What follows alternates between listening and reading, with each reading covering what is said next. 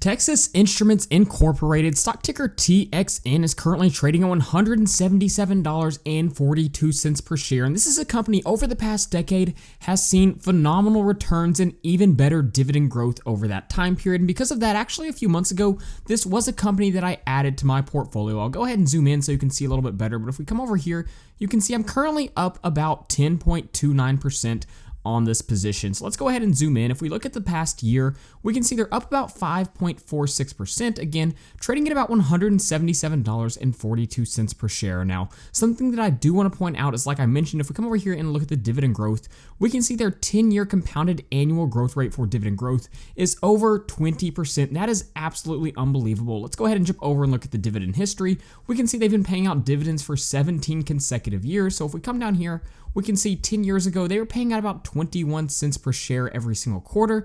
Jump forward to now, that is now $1.24. So again, absolutely unbelievable dividend growth. I'm really happy that I have it in my portfolio currently, but is it a good stock to buy at its current price? That's the question that we want to answer. So in this video, we're going to be jumping into my stock valuation spreadsheet to see if we can find the intrinsic value of Texas Instruments. And we'll be looking at 4 different valuations, such as Graham's valuation, discounted cash flow, a multiples valuation, and a dividend discount model. And all of that will roll into our output tab. Let's go ahead and jump over to our stock screener. If you'd like to be able to download this spreadsheet, then you can head over to my Patreon page at the link in the description. I also want to quickly mention my contact at Seeking Alpha sent me an email the other day and let me know that they're running a 59% off discount on their services. So if you want to get in with Seeking Alpha, it's the stock research platform that I use, then you can use my link in the description. But let's go ahead and come up here and we can plug in the stock ticker Texas Instruments and hit enter.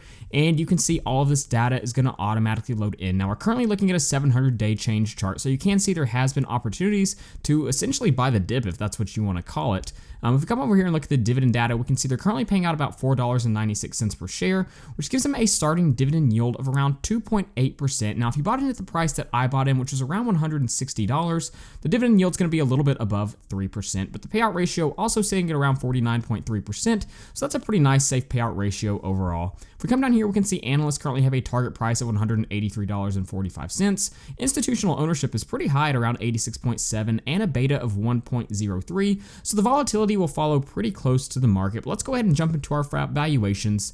And the first one we will look at is Graham's valuation. And we can see here the variables we need to plug into our formula. So we have our earnings per share, which for Texas Instruments is currently 9.14. We have our growth rate projection, and this is in line with analyst expectations as well. We multiply that by 4.4, which is the average yield of AAA corporate bonds, and divide by Y, which is the current yield on AAA corporate bonds. And at the time of that video, it starts sitting at about 4.58. So when we plug all of this in, we come to an intrinsic value of $158.05 per share, and that's actually a little bit below the current trading price for this company. Let's go ahead and jump over to our discounted cash flow analysis, and essentially what we do is we want to value the company based on how much free cash flow they're going to produce in the future. So we want to project a growth rate to the future free cash flows of the company. So to do this, we plug in the historical free cash flow growth.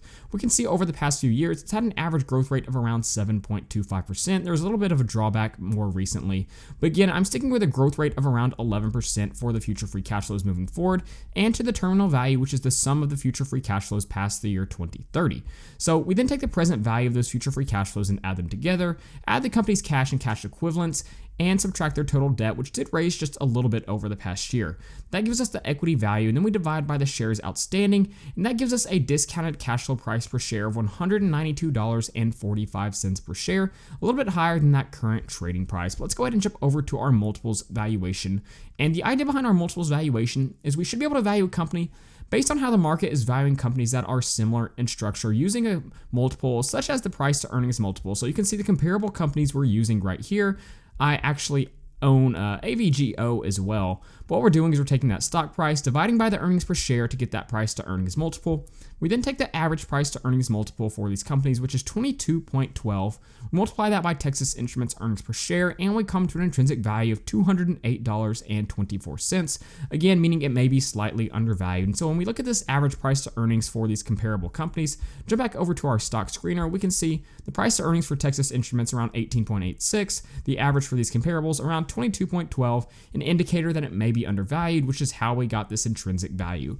Now, the last valuation that we are going to look at is the dividend discount model. And like I've already mentioned, this company has phenomenal dividend growth, but the valuation model is going to value it based on the dividend growth and also what that starting dividend is going to be. So I plugged in the quarterly dividend payouts for about the past 5 years so we can see how much they pay out each year.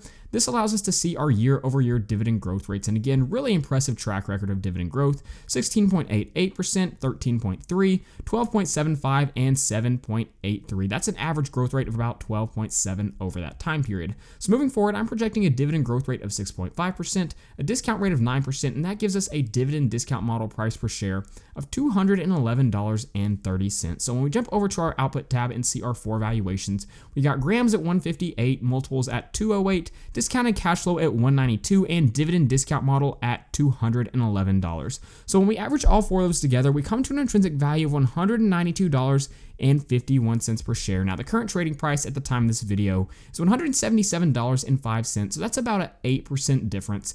Typically, I want to see a margin of safety of around 20 or 15%, and you can see based upon that, our acceptable buy price is around $154.01. So it's not currently in that buy range. Let's say you applied a 10% margin of safety, then your acceptable buy price is much closer to that current trading price. Again, I bought in at a share price of around $160 per share. So if we jump back over to Seeking Alpha, you can see within the past year, there were some opportunities where you could buy in that range. It even got as low as around $150 per share. But keep in mind, if you can't handle seeing your investments go down for a short period of time, then value investing is probably not for you. I definitely believe in this company long term, but short term, who knows with the market volatility, what we'll see. But if it comes back into that price range, I'll definitely consider adding more to my portfolio. So there you go. There's an analysis on Texas Instruments. Go ahead and let me know what you think of this company in the comments down below. If you'd like to be able to download the spreadsheet, then you can head over to my Patreon page at the link in the description. So with that being said, thank you guys so much for watching this video, and please don't forget to like and subscribe to the channel.